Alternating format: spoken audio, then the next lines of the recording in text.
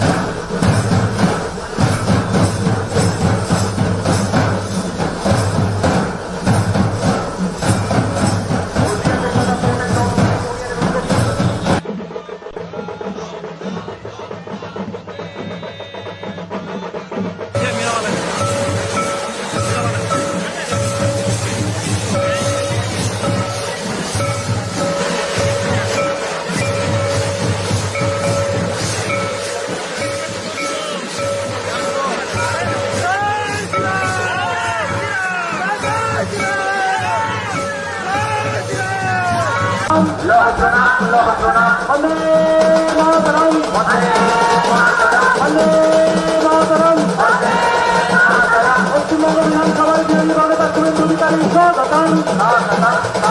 পশ্চিমবঙ্গ বিধানসভার বিরোধী দলনেতা শুভেন্দু অধিকারী স্বাগতম। মেদিনীপুরের বীরপুত্র শুভেন্দু অধিকারী স্বাগতম। শুভেন্দুরা স্বাগতম। বন্দে মাতরম।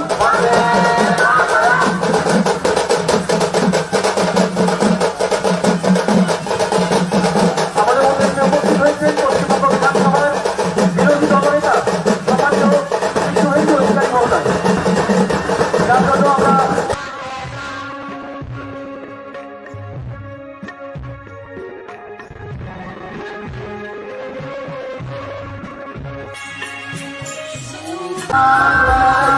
সরকারের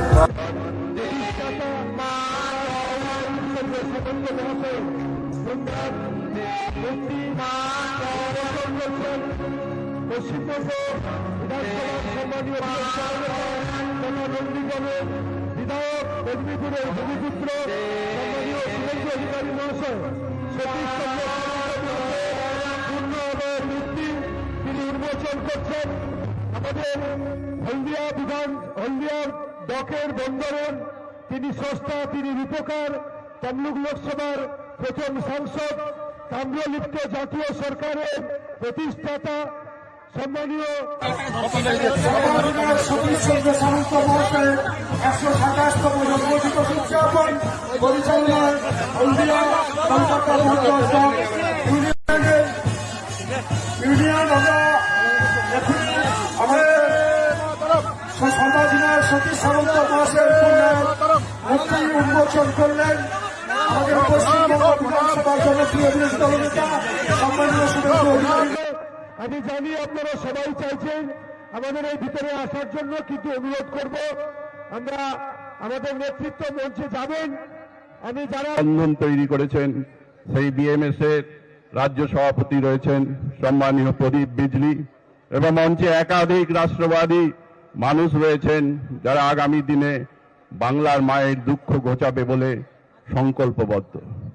আজকে আপনারা সবাই সম্মানীয় শুভেন্দুদার কথা শুনতে চান, শুভেন্দুদার বক্তব্যই রাখবেন। শুধু প্রারম্ভিক আমি বললাম যে যখন কেউ স্বাধীনতার স্বপ্ন দেখেনি, তখন 42-এর আন্দোলন থেকে যখন দমন নীতি পূর্ব মেদিনীপুর, তখন তো মেদিনীপুর ছিল অখণ্ড, মেদিনীপুরের ওপর সর্বৈবভাবে নেমে এসেছিল, তখন শহীদ মাতঙ্গিনী হাজরার জীবন বলিদানের মাধ্যমে যে নতুন পটভূমি তৈরি হয়েছিল, তখন এই পরিস্থিতি ছিল না। সেই পরিস্থিতির বিরুদ্ধে ব্রিটিশ সাম্রাজ্যবাদের বিরুদ্ধে দাঁড়িয়ে 11 মাস একটি স্বাধীন সরকার প্রতিষ্ঠা করা তাম্রলিপ্ত সরকার। সেই তাম্রলিপ্ত সরকারের যে পত্রিকা ছিল, বিপ্লবী বলে যে পত্রিকা ছিল, সেই পত্রিকায় কিন্তু মাথার উপরে লেখা থাকতো বন্দে মাতরম। সেই বন্দে মাতরমের 150তম বর্ষ চলছে। এও এক অভূতপূর্ব সংযোগ। আমরা এই দিনে, পবিত্র দিনে, আমরা একটু আগে সতীশচন্দ্র সামন্তের যে পূর্ণাব মূর্তি, সেখানে আমরা প্রতিষ্ঠা করলাম। প্রতিষ্ঠা করে করে আমরা সংকল্প নিব এবং শপথ নেব, হলদিয়া নিয়ে তিনি যে স্বপ্ন দেখেছিলেন, প্রত্যেকটি স্বপ্নকে আমরা বাস্তব করব। এই অঙ্গীকার জানিয়ে সবাইকে ধন্যবাদ জানিয়ে আমি আমার বক্তব্যে বিরাম দিলাম। বন্দে মাতরম। হ্যালো, ধন্যবাদ জানাই বিশিষ্ট আইনজীবী এবং প্রখর রাষ্ট্রবাদী ব্যক্তিত্ব সম্মানীয় শ্রী মলয় সিনহা মহোদয়কে। এরপর যার জন্য আমরা এতক্ষণ ধরে অপেক্ষা করছি, আমাদের সবার প্রিয় পশ্চিমবঙ্গ বিধানসভার বিরোধী দলনেতা সম্মানীয় শ্রী শুভেন্দু অধিকারী মহোদয়ের, ওনাকে তার বক্তব্য রাখার জন্য অনুরোধ জানাচ্ছি। भारत माता के सतीश बाबू ल प्रणाम। समवेत राष्ट्रवादी देशप्रेमिक भद्रमंडली, আমরা প্রায় 2.5 কিলোমিটারের কাছাকাছি অ্যাঙ্কারেজ ক্যাম্প, যেখানে সতীশ বাবু বন্দরের পত্তন ঘটিয়েছিলেন, সেখান থেকে এখানে হেঁটে এসে তার সুন্দর একটি মূর্তি আমরা উন্মোচন করেছি ভারতীয় মজদুর সংঘের এই স্থায়ী কার্যালয়ে। আমি সমগ্র অনুষ্ঠানের আয়োজক ব্যবস্থাপক ভারতীয় মজদুর সংঘের রাজ্যের সভাপতি প্রদীপ বিজলিকে ধন্যবাদ এবং কৃতজ্ঞতা জানাবো, এবং অনেক বিশিষ্ট দেশপ্রেমিক রাষ্ট্রবাদী প্রচারকরা, নেতৃত্বরা আজকে ছিলেন।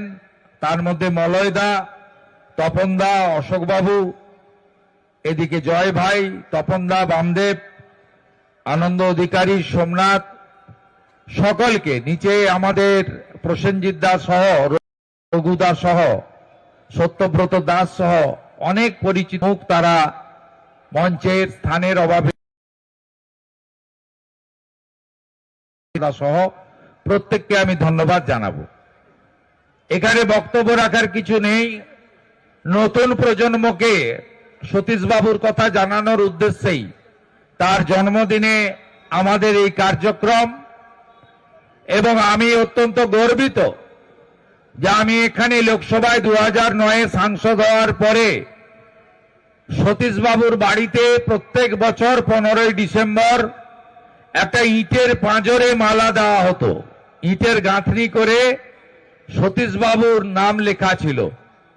মূর্তি ছিল না, তার বাড়িতে মূর্তি প্রতিষ্ঠা করা, তার ব্যবহৃত ছড়ি, জুতো, ধুতি, তার ব্যবহৃত কোট, যা যা চশমা, যা যা পাওয়া গেছে তার বাড়িতে, তার বাড়ির উল্টো দিকে সংরক্ষণাগার আপনাদের আশীর্বাদে আমার হাত দিয়ে তৈরি।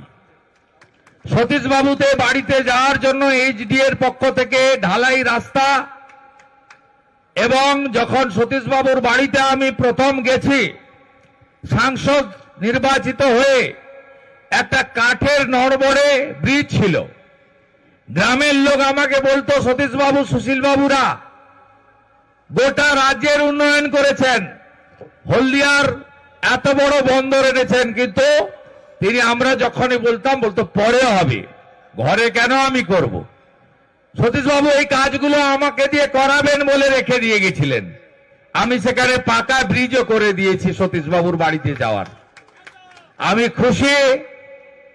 আজকে অনেকে হলদিয়াতে করে খাচ্ছে, হলদিয়াকে ভাঙিয়ে খাচ্ছে, কিন্তু সতীশবাবুর কথা তারা ভুলে গেছে।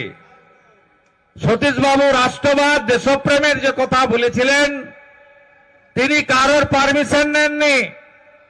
তিনি সবাইকে নিয়ে, এই মেদিনীপুরের মানুষকে নিয়ে 1947-এর 15ই আগস্টের আগে 42-এর 17ই ডিসেম্বর স্বাধীনতা ঘোষণা করেছিল। এটাই মেদিনীপুর। সবাই পতাকা তুলেছে 47-এর মধ্যরাতে, আর মেদিনীপুর পতাকা তুলে দিয়েছে 42-এর 17ই ডিসেম্বর। এটা সম্ভব হয়েছে সতীশবাবু, সুশীলবাবু, বিরাজবাবু, রজনী প্রামাণিক, কুমার জানারা ছিলেন বলে।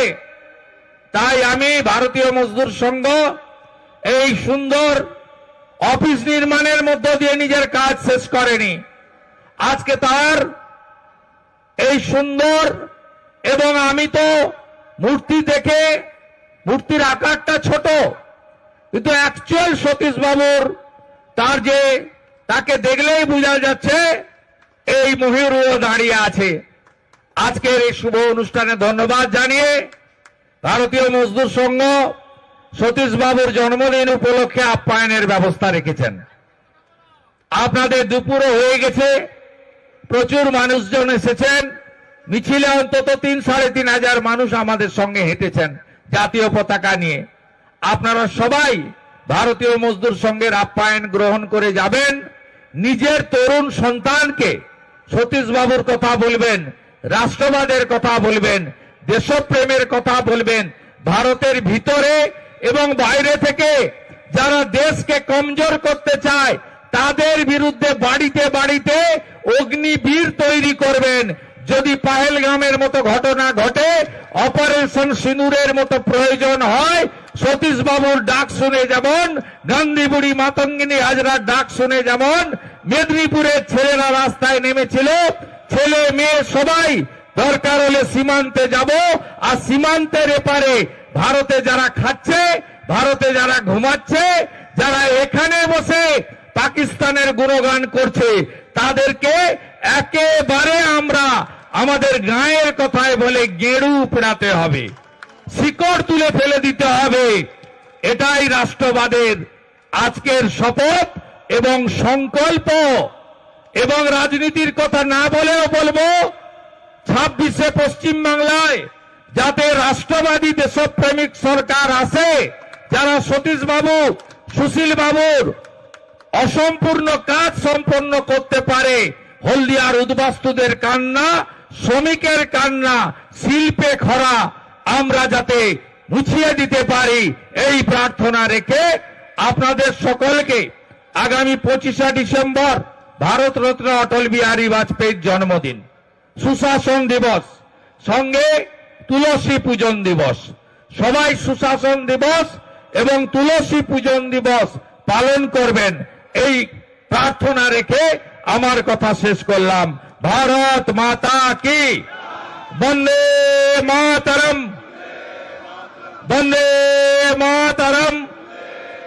সর্বাধিনায়ক ল প্রণাম, তাম্রলিপ্ত জাতীয় সরকারের স্রষ্টা ল প্রণাম, প্রণাম, হলদিয়া বন্দরের স্রষ্টা সতীশ বাবু ল প্রণাম, প্রণাম, প্রণাম, সতীশ বাবুর জন্ম দিবস পালন করুন, করুন, জাতীয়তাবাদ দিকে দিকে ছড়িয়ে দিন, দেশপ্রেম দিকে দিকে ছড়িয়ে দিন। তেরঙ্গা পতাকা কি, সতীশ সামন্ত কি, ভারত মাতা কি, বন্দে মাতরম। দর্শকদের গ্রেপ্তার করছেন কেন? এক তো যুবক যারা, সেই যুবকদের ইমোশনকে নষ্ট করেছেন। আমি ইতিমধ্যে সকালবেলা কোর্টে গেছি এবং মহামান্য প্রধান বিচারপতি মামলা গ্রহণ করেছেন। আমি আমার লয়ারকে অ্যাডভাইস করেছি শুনানির সময় এই গ্রেপ্তার বন্ধ করার জন্য এফআইআর এর উপর স্টে চাইতে। খুব অন্যায় করছে, বেকার যুবকরা তাদের ইনকামের অর্থ, গচ্ছিত অর্থ এমনকি ধার করে নিয়ে গেছে, তারা মিশি ভক্ত, তাদেরকে উল্টে গ্রেপ্তার কেন করছেন? আর আপনার অরূপ বিশ্বাস, সুজিত বোস কেন বাইরে আছে? আপনি আগে অরূপ বিশ্বাসকে গ্রেপ্তার করুন। এটা যেটা হচ্ছে ইয়াং জেনারেশনের সঙ্গে, এর ফলাফল কিন্তু খারাপ হবে। এটা যা করছে আগামী দিনে যদি অনেক ঘটনা ঘটেছে সম্প্রতি, তার বহিঃপ্রকাশ ঘটে, তার জন্য দায়িত্ব বর্তাবে কিন্তু এই রাজ্যের পুলিশ মন্ত্রী এবং পুলিশের উপর। লেক টাউনে দেখা যাচ্ছে সুজিত বসু মুড়িমুড়কির মতো পাশ বিল হচ্ছেন, একটা ভিডিওতে দেখা গেছে। এত দামি এটা দিয়ে ভোট করবে বলেছে। আর মমতা পাশে দাঁড়িয়ে বলতো ওকে দিয়ে, উনি তো বাংলা বোঝেন না, উনাকে দিয়ে আর্জেন্টিনিয়ান ভাষায় লিখে দিত খেলা হবে, যেটা পাশ থেকে বলা তো খেলা হবে, উল্টো খেলা হয়ে গেছে। উপরে একজন আছে ভগবান, তার মার। আপনারা নবান্নতে যাচ্ছেন না কেন? হুমায়ুনের ভয়ে ইমামদের সঙ্গে মিটিং চলছে, নবান্নতে ক্যামেরা পাঠান। গঙ্গাসাগরের প্রস্তুতি মিটিং এর আগে ইমাম সাহেবদের নিয়ে মিটিং হচ্ছে। আমি বলবো ইমাম সাহেবরা ওবিসি সার্টিফিকেট নিয়ে একটু প্রশ্ন করবেন মুখ্যমন্ত্রী। ওয়াকফ অ্যামেন্ডমেন্ট বিল মুখ্যমন্ত্রী বলেছিল প্রাণ থাকতেও চালু করতে দেব না, ওটা নিয়ে একবার প্রশ্ন করবেন। আর প্রশ্ন করবেন আপনাদের ধর্মীয় স্থান তৈরি করতে গিয়ে তৃণমূলের এমএলএ কেন সাসপেন্ড হন। এই তিনটে প্রশ্ন ইমামরা যেন করেন, ইমাম সাহেবরা। নবান্নতে এখন ওনাদের নিয়ে বসেছেন, ড্যামেজ কন্ট্রোল। আমাদের বিষয় নেই, আমরা সংখ্যালঘুদের বলি মোদিজিকে দেখে উন্নয়নের জন্য ভোট দাও। 4 কোটি মুসলমান থাকে উত্তরপ্রদেশে, কারোর কোনো ক্ষতি হয়নি, কেউ ডিটেনশন ক্যাম্পেও যায়নি, কারো ধর্ম আছো তারপরেও ভোট দেয় না। সেই জন্য তো বলি জাত পাত কি করো বিদায়, হিন্দু হিন্দু ভাই ভাই। আমরা এই জেলাতে হিন্দু ভোট নিয়েই 46% ভোট পেয়ে 16টার মধ্যে 15টা বিধানসভা, 2টো লোকসভা জিতেছি। পশ্চিমবঙ্গের হিন্দুরা যদি পূর্ব মেদিনীপুরের হিন্দুদের ফলো করেন, তাহলে পশ্চিমবঙ্গেও একটা সুন্দর রাষ্ট্রবাদী সরকার তৈরি হবে। দাদা, যুব ভারতীতে যেভাবে কি আছে আপনাদের গান করুন হয়ে গেছে। সেটা হচ্ছে যুব ভারতী শতদ্রুগের ম্যানেজারকে যেরকম ভাবে তলব করা হলো, পাশাপাশি বিধাননগর পুলিশ এখন বলছে যে জলের বোতল কিভাবে ভেতরে ঢুকলো সেটা তদন্ত করা হবে। ওরা জানেন যে কিভাবে পুলিশ তদন্ত করবে না। 20 টাকার বোতল 200 টাকায় বেচেছে, 10 টাকার চিপস 100 টাকায়, সব অরূপ আর সুজিতের লোকেরা। পুলিশ এদের ধরবে নাকি? পুলিশের হাতে তদন্ত রাখা যাবে না, ওই জন্যই হাইকোর্টে গেছি। দাদা, আগামীকাল প্রকাশিত হবে খসড়া ভোটার তালিকা, রোজ লাফিয়ে বাড়ছে বাদ যাওয়ার নামের সংখ্যা। কালকে বোঝা যাবে সংখ্যা বেরো, এখনই আর গল্প করে লাভ নেই। আমি আপনার সঙ্গে 14ই ফেব্রুয়ারি কথা বলবো। 14ই ফেব্রুয়ারি 2026 কথা হবে, কালকে কথা হবে না। হয়তো সবে সকাল ব্রেকফাস্ট হবে, কালকে লাঞ্চ হবে, তারপরে চা খাবে বিকালে, তারপর ডিনার হবে, তারপর তো 14 ফেব্রুয়ারি কম। মাইক্রো অবজারভার না থাকলে, ওয়েবকাস্টিং ক্যামেরা না থাকলে সুষ্ঠুভাবে হতে পারে না। অন্তত সব ব্লকে হবে না। এখানে করে নেব, এখানে করতে এলে চামড়া তুলে দেবে পাবলিক। অন্য জায়গায় পারবে না, মারপিট করবে, কুচবিহারে করবে, সাউথ চব্বিশ পরগনা করবে।